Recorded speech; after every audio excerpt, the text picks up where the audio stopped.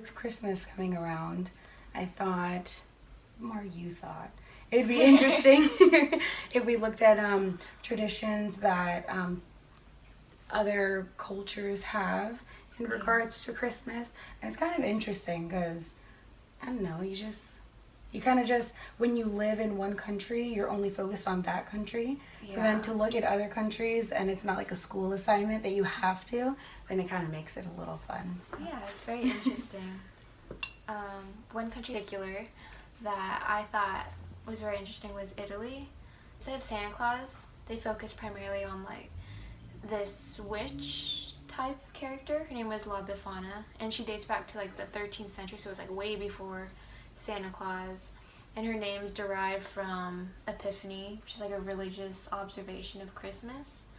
And so basically, the legend goes that the three magi stopped at La Befana's home in search of rest, and like they wanted directions to Bethlehem. Mm-hmm. Bethlehem. Bethlehem. If you want to be.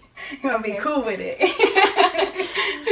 Yeah, but they stopped for directions and rest, and they told her that how they were looking for the Savior, baby Jesus, because he'd been born, and they were bringing him gifts. Okay. And they asked her if she wanted to come, but she said like, oh no, I can't, I have too much housework to do.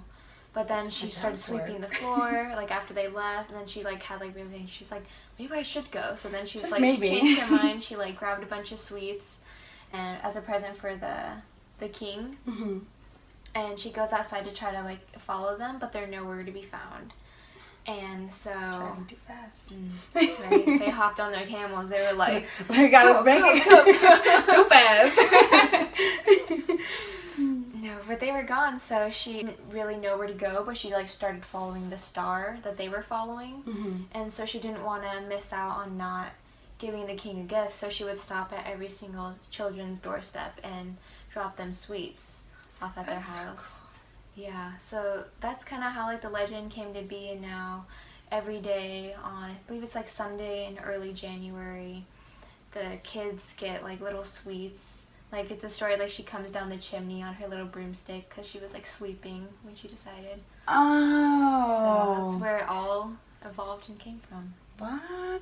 See, that's interesting because within that story, you can see where so many different ideas derive from. Yeah. Like, what if some kid was afraid of her? She was like, she's a witch, and that's why witches have broomsticks. Yeah. I just made that up. That could be 100% false.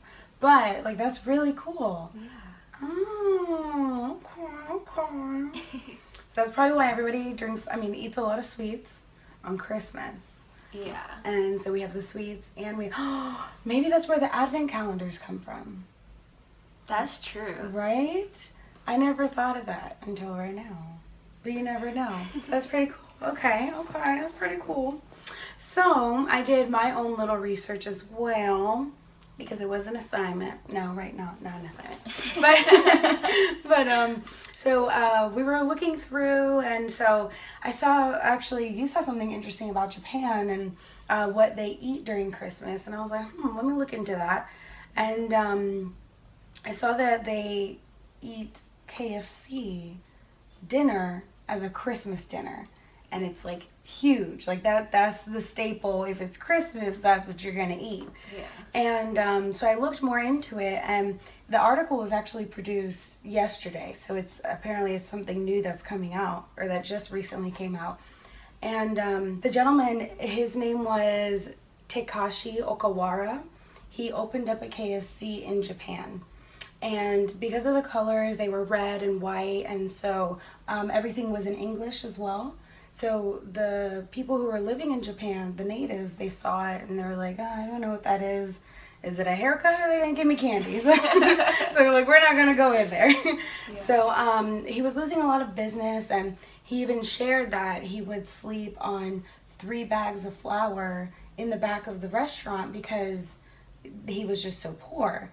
And so apparently there was a nun who came in and offered him or invited him to host this kind of gathering that they were going to have at the church, and it was for Christmas, and the nun was asking if he would be willing to supply the food. So that was going to be the KFC dinner.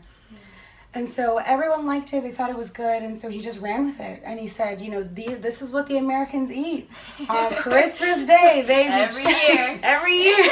They chowing down on some KFC.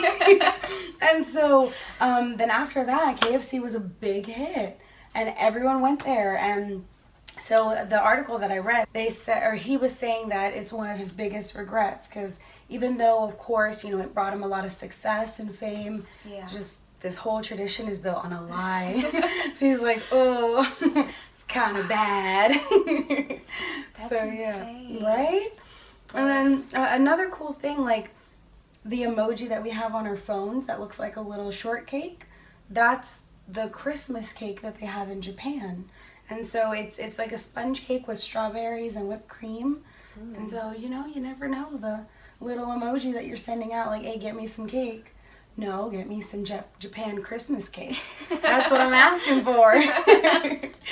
Interesting how, like, people were so, like, gullible about that. But then it kind of turned into, like, okay, this is, like, a cool tradition now. Like, everybody does it, or, like, most people do it. So that's really cool. That's true. And then it makes you think, in America, what are the traditions that we partake in that could have just been built on a lie? True. Dun dun dun. Next episode, conspiracy theories. So those were the traditions that we thought were pretty interesting, and we definitely want to know what you guys think. Yeah. Leave a comment down below if you have any interesting traditions during the Christmas time, or if you know of any interesting traditions. We'd love to read them. Yeah. Who knows? One of your ideas might be one of the videos that we have an open talk about. Yeah. Bye. That's bad.